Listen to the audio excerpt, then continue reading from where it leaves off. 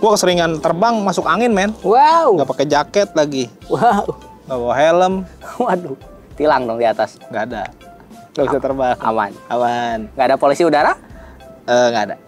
Di air mah ada padahal ya. Ada. Ini kita mau ngapain? Mending beli XL7 Alpha dibandingin Expander. Wah, masa sih? Check this out.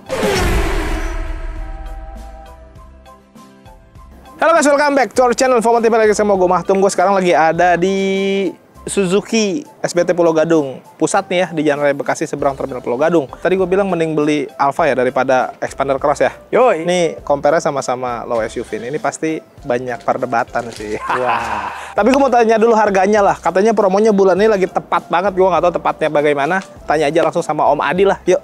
Nah guys, sekarang langsung kita tanya harga dan promonya langsung sama orang pusat, yaitu adalah Om Adi. Sehat Om. Alhamdulillah baik Om.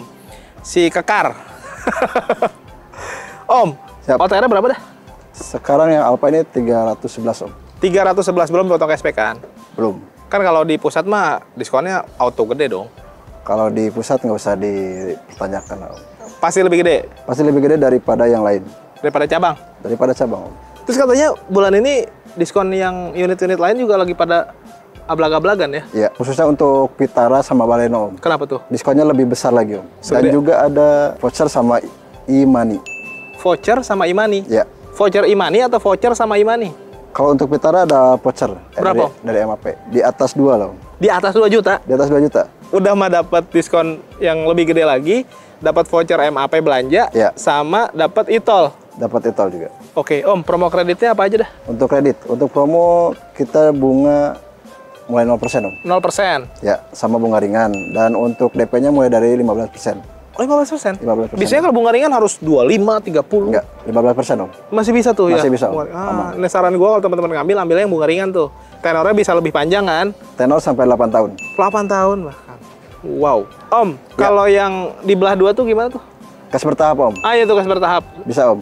Dari yang awalnya tuh DP-nya harus 50% dulu. 50%? Ya, 50% lagi tahun depan? tahun depannya.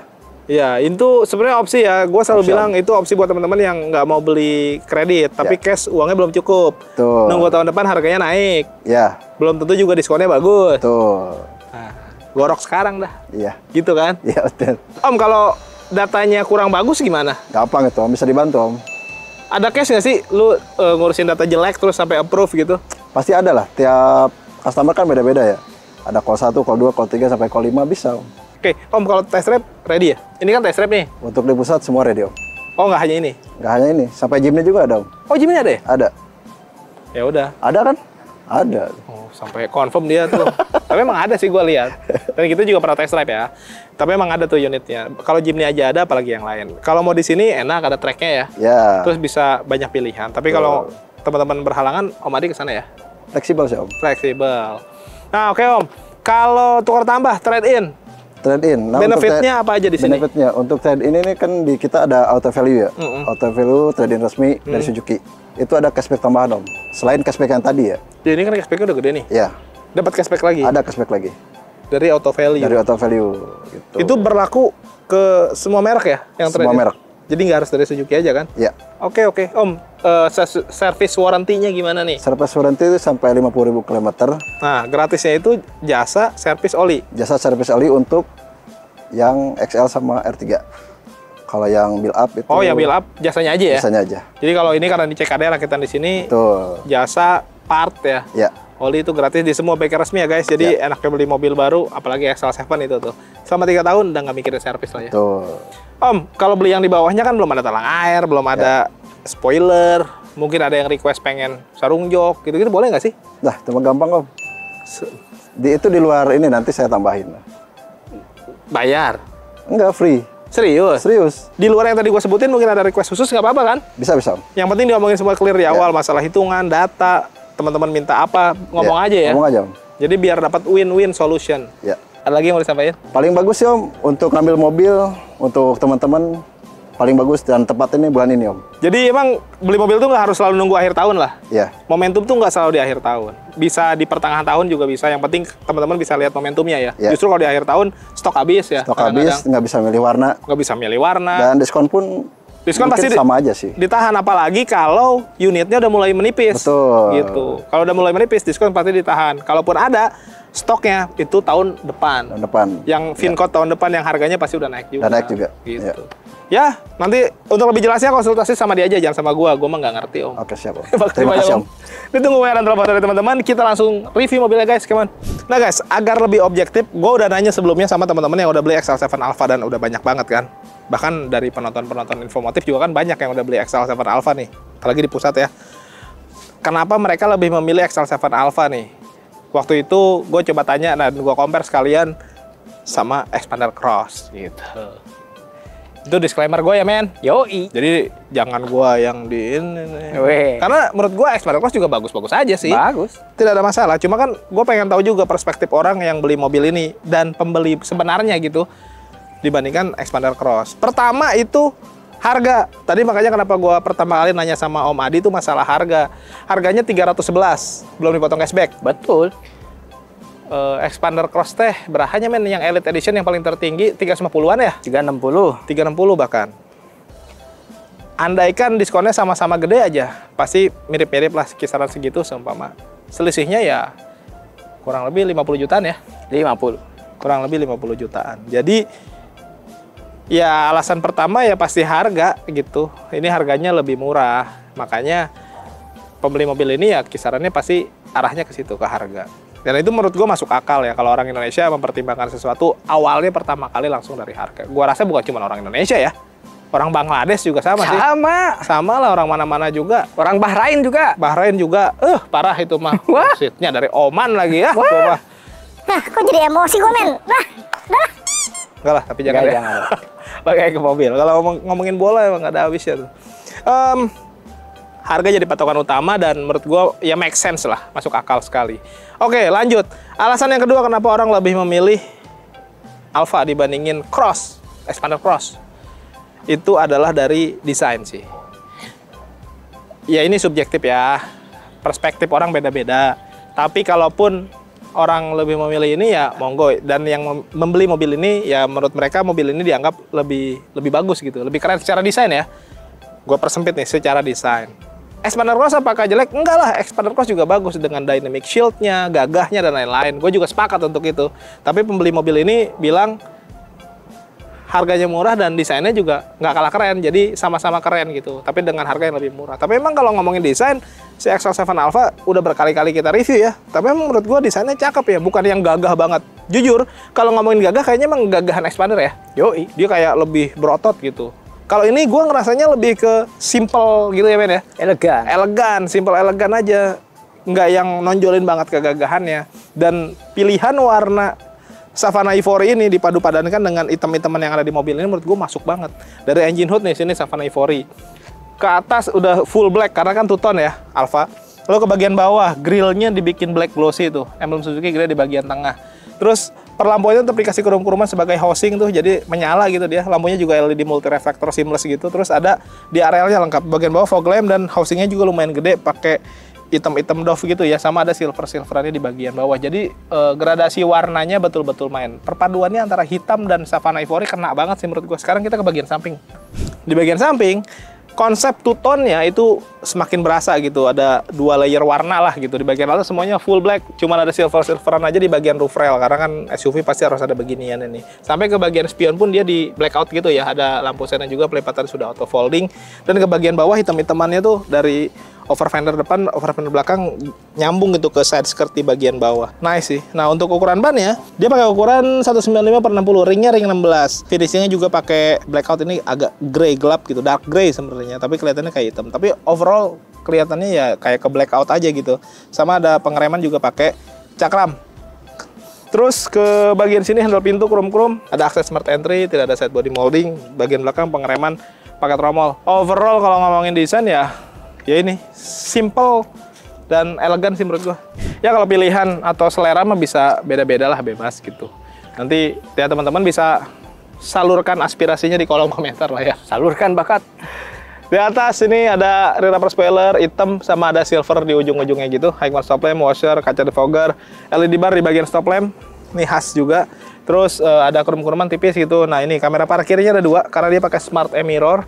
Terus ada krum-kruman juga, housing buat si ininya nih, apa, plat nomor gitu ya. Sama ada sensor parkir 2 titik, mata kucing, sama underguard di bagian bawah. Overall ya kalau ngomongin desain, itu tadi, kalau nyari gagah-gagahan mungkin secara selera ya. Gue juga jujur kalau gagah mungkin kelihatan gagah Expander kali ya. Karena dia lebih banyak lekuk-lekukan tajam. Tapi kalau ngomongin simple dan elegan, wah ini kena banget sih. Simple, elegan. Alasan selanjutnya kenapa orang lebih memilih si Alfa ini ketimbang Expander Cross, gue buka dulu lah. Kalau gue buka kap mesin berarti kan gue mau ngomongin peredam. Enggak dong. Mesin ya. Mesinnya guys jadi alasan. Kenapa? Karena dengan harga lebih murah dapat mesin yang sama bahkan lebih. Lebihnya dari mana? Nah, untuk mesinnya gue bahas dulu nih, 1500 cc, 4 silinder, sama ya. Penggerak depan sama. Outputnya di 105 PS, 138 Nm. Beda di torsi, ini 138, Expander 141 ya? 141. Beda tipis di bagian torsinya aja. Cuman, tadi gue bilang kan lebih ya. Perbedaannya ada di mobil ini sudah ditambahin teknologi hybrid. Itu. Padahal lebih murah. Terus ada lagi nih. Penggerak ya, itu pakai konvensional. Kalau Expander Cross, pakai CVT. Betul. Gue pribadi, gue pecinta konvensional. Gue nggak terlalu suka CVT. Apalagi kalau ngomongin SUV, which is berarti ini mobil lebih proper harusnya untuk medan-medan yang kurang bagus ya. Betul. Jalan kurang bagus, nanjak dan lain-lain. Kayaknya torsinya akan kerasa lebih bagus pakai konvensional ya. Betul. Dibanding CVT. Selain itu kan konvensional juga perawatan lebih mudah, lebih murah, durability juga lebih lama. Yang gua tahu sih begitu. Terutama sih yang kerasa banget di tarikannya sih. Ya walaupun CVT juga bagus ya, bisa nambah efisiensi bahan bakar, lebih halus juga ya men ya. Tapi gua pribadi gua lebih suka konvensional dan kayaknya para pembeli mobil ini juga alasannya itu sih. Nih guys, alasan selanjutnya kenapa orang lebih memilih Alfa ketimbang Cross. Apa men? Apa? Fitur. Sebenarnya kalau ngomongin fitur di Expander Cross juga lumayan banyak ya. Lengkap lumayan. Dari luar tuh dia pakai kaki-kaki punya Pajero ya. Yoi. Yang belakang ya. Yoi. Terus setirnya setir Pajero. Pajero lama. Iya Pajero lama, Pajero baru kan udah ganti ya. Tapi ini juga setirnya bagus men. Flat bottom.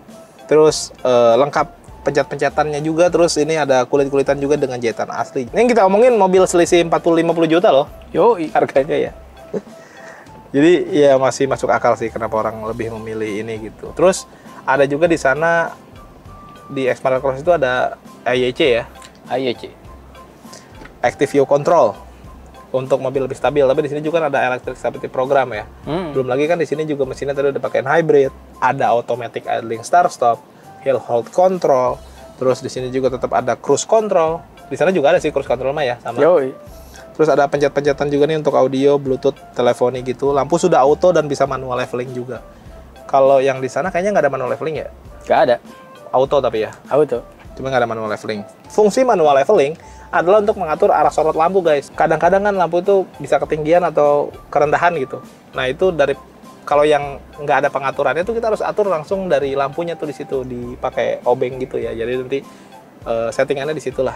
Nah kalau ini bisa langsung dari sini dan menurut gue itu bagus sih. Sama-sama keyless, engine start stop, terus untuk speedometer kalah sih. Speedometer yang di sana sudah full TFT ya men? Yoi. Ini masih yang standar, bulut-bulutan kiri dan kanan, dan ada MID gede di bagian tengah sebagai indikator hybrid juga. Tapi it's okay, karena selisih harganya sejauh itu. Audio sudah sama lah, terkoneksi ke smartphone ya, bisa mirroring lah intinya gitu. Bisa. Nah terus AC di sini malah lebih bagus nih, biarpun lebih murah. Dia sudah auto climate selain digital. Di sana digital tapi max cool ya men? Max. Max AC apa max cool ya? Sama aja. Kayak gitulah pokoknya. Dan lucunya di sini ada cup holder yang terintegrasi sama AC. Jadi kalau naruh minuman dingin, aduh ada mereknya lagi. Mereknya sensor, sebutin aja. Nih, tuh kapal api signature. Wow. Mangga tuh yang mau endorse, minum-minuman kayak lah, nggak apa-apa ya men ya? Nggak apa-apa. Kita ngemis banget kayaknya. Ini tadi otomatis konvensional, handbrake mechanical, sama glove box yang bisa dimajuin. Nah ini yang menarik guys. Di sini ada smart e-mirror, di Expander Cross nggak ada. Dia sebagai dashcam ke depan dan ke belakang. Ini nilai plus juga sih, walaupun ini lebih murah ya.